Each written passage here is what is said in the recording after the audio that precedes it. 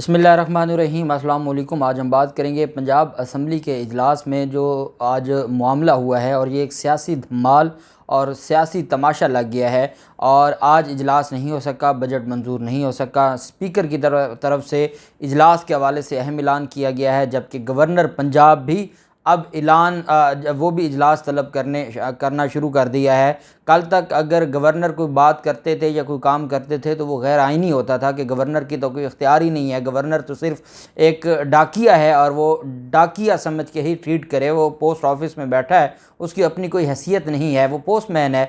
लेकिन अब जो मुस्लिम लीग नून का गवर्नर पंजाब है, जिसको हमज़ा शहबाज की अक़लियत तो नज़र नहीं आती, और उन्होंने अब इजलास बुला लिया है। ख़ुद ही गवर्नर पंजाब ने इजलास बुला लिया है, और इस मामले में हमज़ा शहबाज लाहौर हाई कोर्ट भी जा रहे हैं। दोबारा लाहौर हाई कोर्ट का कंधा इस्तेमाल करने की कोशिश करेंगे, उसकी तफसील मैं आपके साथ शेयर करूंगा। साथ एक मुकदमा दर्ज करवाया गया है पाकिस्तान तहरीक इंसाफ के ख़िलाफ़, और उसमें पाकिस्तान तहरीक इंसाफ के MPS के ख़िलाफ़ मुकदमा है। और जल्दबाजी में इतना बड़ा ब्लंडर कर बैठे कि एक MNA जो फैसलाबाद से तल्लुक़ रखने वाला है, जिसका ना पंजाब असम्बली के इजलास से कोई लेना ना देना, उसका नाम भी साथ शामिल कर दिया, क्योंकि राना सनाउल्लाह की ख्वाहिश होगी कि वो आएगा, जलील होगा, ज़मानतें करवाएगा और बाद में उसकी हद तक केस ख़त्म होगा। ये इस हद तक जा सकते हैं, और इन लोगों का ये तरीक़ा वारदात है।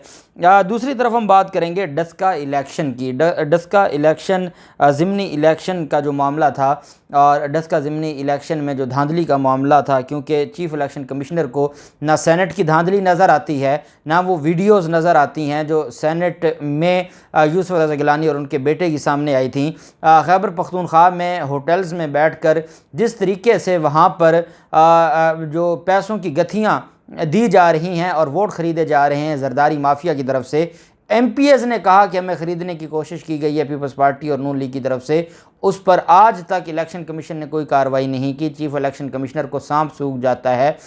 यहाँ पर बोलियाँ लगती हैं अदम एतमाद के लिए। सिंध हाउस भी जो एक मंडी बन जाता है, और मैरियट होटल मंडी बन जाता है, लाहौर का आवारी होटल मंडी बन जाता है, लेकिन चीफ़ इलेक्शन कमिश्नर और इलेक्शन कमीशन उस पर कार्रवाई नहीं करते। लेकिन जहां पाकिस्तान तहरीक इंसाफ के हवाले से उनको थोड़ा सा भी कहीं ऐसी चीज़ नज़र आएगी कि जिसमें वो समझते हैं कि पाकिस्तान तहरीक इंसाफ को हर हाल में वो नुकसान पहुंचा सकते हैं। पहले फ़ॉरेन फंडिंग केस था, वो ख़त्म हुआ, सिर्फ ममनुआ फंडिंग केस बचा। इस्लामाबाद हाई कोर्ट ने कहा कि ममनुआ फंडिंग केस की हद तक तो सिर्फ जो ममनुआ फ़ंड्स हैं वही जाएंगे, इसके अलावा तो और कुछ नहीं होगा। और अब उनको पता है कि पाकिस्तान तहरीक इंसाफ पर उधर से तो बैन नहीं लगाया जा सकता। चीफ़ इलेक्शन कमिश्नर ने इंक्वायरी रिपोर्ट जो तैयार हुई है, और वो अब आके तैयार हुई है, तकरीबन 1 साल से ज़ायद हो गया है, और मुस्लिम लीग नून की हुकूमत में ही वो तैयार हुई है, और मुस्लिम लीग नून के ही लोग उसको पब्लिक करने का फ़ैसला किया गया है। इंक्वायरी कमेटी ने चीफ़ इलेक्शन कमिश्नर को रिपोर्ट पेश कर दी। इलेक्शन कमीशन की जानिब से एक या 2 रोज़ में रिपोर्ट पब्लिक करने का इम्कान है। इंक्वायरी कमेटी ने जदीद खतूत पर इंक्वायरी की है, जिनका अपनी औकात ये है कि वो धांधली नहीं रोक सकते, लेकिन इंक्वायरी के लिए वो जदीद खतूत पर उन्होंने इंक्वायरी की, और इंक्वायरी कमेटी ने रिपोर्ट के साथ शवाहिद भी लगाए हैं, और शवाहिद से डस्का ज़िमनी इलेक्शन में मुनज़्ज़म धांधली साबित हुई है। फैक्ट फाइंडिंग कमेटी की रिपोर्ट में जिन पर इल्ज़ामात हैं उनसे तहकीकात की गई हैं। इंक्वायरी कमेटी ने नामजद लोगों का फ़ोन रिकॉर्ड भी हासिल किया है, जो वहाँ पर पाकिस्तान तहरीक इंसाफ के कारकुन की डेथ हुई, वो जो राना सनाउल्लाह वहाँ पर जो कुछ करते रहे, जावेद लतीफ़ करते रहे, अता तारर करते रहे, उनका आज मैं आपको बता रहा हूँ। मुझे जो पता है इलेक्शन कमीशन और चीफ इलेक्शन कमिश्नर की कमेटी का या उनकी इंक्वायरी का, तो उनका नाम नहीं होगा। बाकी पाकिस्तान तहरीक इंसाफ के वो असजद मली हो गए, और फिरदौस आशिकावान हो गए, और उन सब का नाम होगा। ये अब जो कमेटी है ये सामने आई है, और ये कमेटी की रिपोर्ट पब्लिक करने का इंदिया दिया गया है। दूसरी तरफ एक और सीनियर सरकारी अफसर भीड़ चढ़ गए हैं इस हमारे निज़ाम की, और ये साबिक डायरेक्टर हैं एंटी करप्शन के, जो भावलपुर में भी बतौर deputy commissioner director anti corruption रहे हैं, और मुख्तलिफ ओहदों पर वो रहे हैं, और डायरेक्टर एंटी करप्शन भावलपुर और फैसलाबाद रह चुके हैं।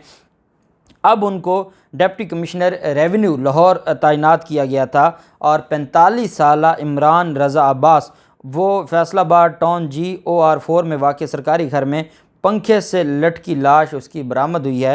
इमरान अब्बास एक रोज़ कबल ही लाहौर में तैनात हुए थे। एक रात कबल इस्लामाबाद से सूबाई दारुल हुकूमत पहुँचे तो वो मुर्दा पाए गए। और उनका जो उनके ड्राइवर रुस्तम ने जब फ्लैट का दरवाज़ा खोला तो उन्हें छत के साथ पंखे से लटका हुआ मुर्दा हालत में पाया गया। और क्यों वो उनकी डेथ हुई, इतना बड़ा अफसर कैसे ख़ुदकुशी कर सकता है, उस पर कितना बड़ा दबाव था, उससे कौन से रेवेन्यू के काम करवाए जाने थे, उसको कोई ऐसा इंतकाम था कि जिसके खौफ में आके सीनियर जो डायरेक्टर रहा हो एंटी करप्शन का फैसलाबाद डिवीज़न का और बहावलपुर डिवीज़न का, और अब उसको डिप्टी कमिश्नर रेवेन्यू लगाया गया हो ग्रेड 19 का, वो कितना मजबूर होगा और उसको कितना मजबूर किया गया होगा। ये एक इतना बड़ा सवालिया निशान है हमारे निज़ाम पर। आए रोज़ हमारे जो सीनियर अफसरान हैं वो मौत की भीड़ चढ़ते जा रहे हैं, किसी को हार्ट अटैक होता है, कोई सुसाइड कर लेता है, और हमारा निज़ाम है ऐसे ही चलता जा रहा है क्योंकि इस इम्पोर्टेड हुकूमत को हर हाल में कायम रखना है। सारे तुल गए हैं कि हर हाल में इनको कायम रखना है। हमारा तमाम जो निज़ाम है और उस निज़ाम के जितने खिलाड़ी हैं वो तुल गए हैं कि हर हाल में चाहे कौम चीखती रहे, चिल्लाती रहे, रोती रहे, किसी को कौम का एहसास नहीं है। वो सिर्फ ये चाहते हैं कि जो मुआहदा हुआ है ये बेसिकली वो एक मिसाके जमहूरियत है जो अब तमाम इस निज़ाम के खिलाड़ियों के दरमियान हो गया है कि इन्हीं को रखना है, और किसी साफ़ सुथरे बंदे को जो इस कौम का हमदर्द हो, जिसके दिल में इस कौम का दर्द हो, उसको लाने की कतन कोई इजाज़त नहीं होगी और वो इस निज़ाम में नहीं रह सकता। दूसरी तरफ जो पाकिस्तान तहरीक इंसाफ के MPS के ख़िलाफ़ मुकदमा दर्ज करवाया गया, वहीं पे एक मुकदमा, उस मुकदमे में जो डॉक्टर हैं जिनके ख़िलाफ़ पहले इतने इन्होंने मुकदमात दर्ज करवाए हैं, और इनका जो गुस्सा है यास्मीन राशिद पर वो ख़त्म ही नहीं हो रहा, और फ़याज़ुल हसन चौहान और तमाम MPS के ख़िलाफ़ मुकदमा दर्ज करवाया।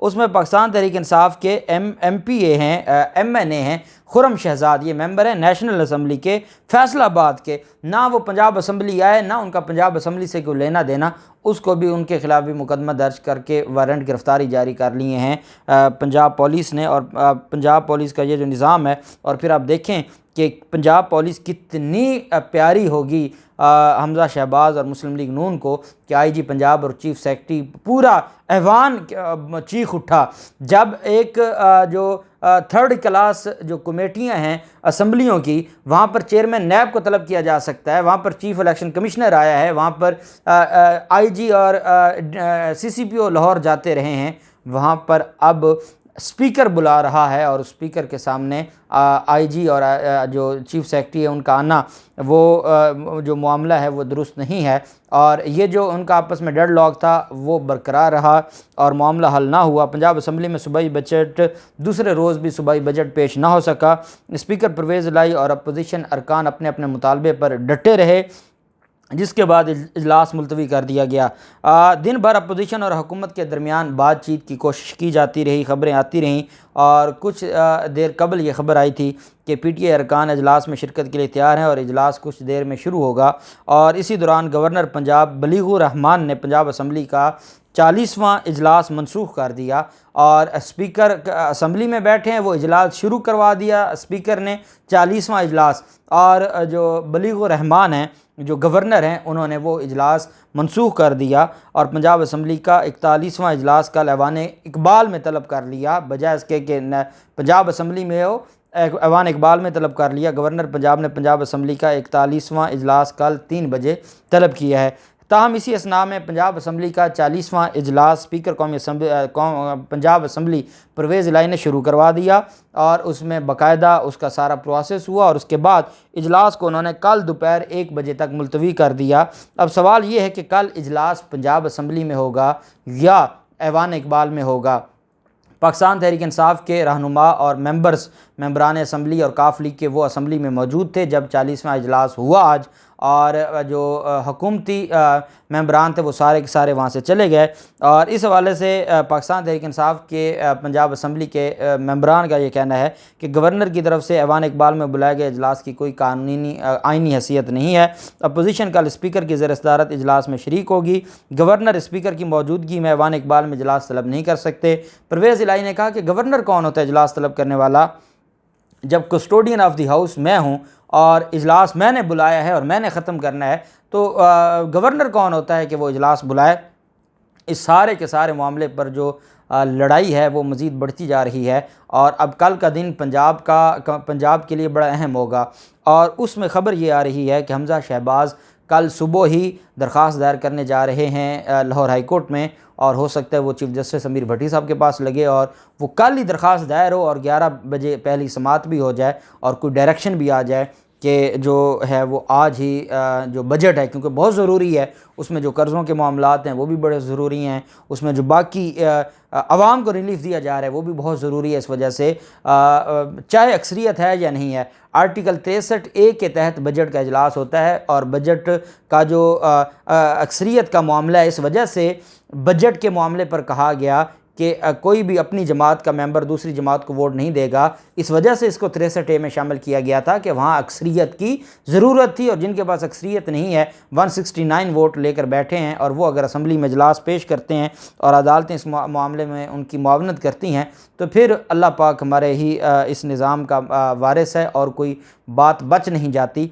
देखते हैं क्या होता है, जो भी तफसीलात होंगी आपके साथ शेयर करते रहेंगे। अल्लाह पाक पाकिस्तान कामयाब नासिर हो। बहुत शुक्रिया। अल्लाह हाफिज़। पाकिस्तान जिंदाबाद।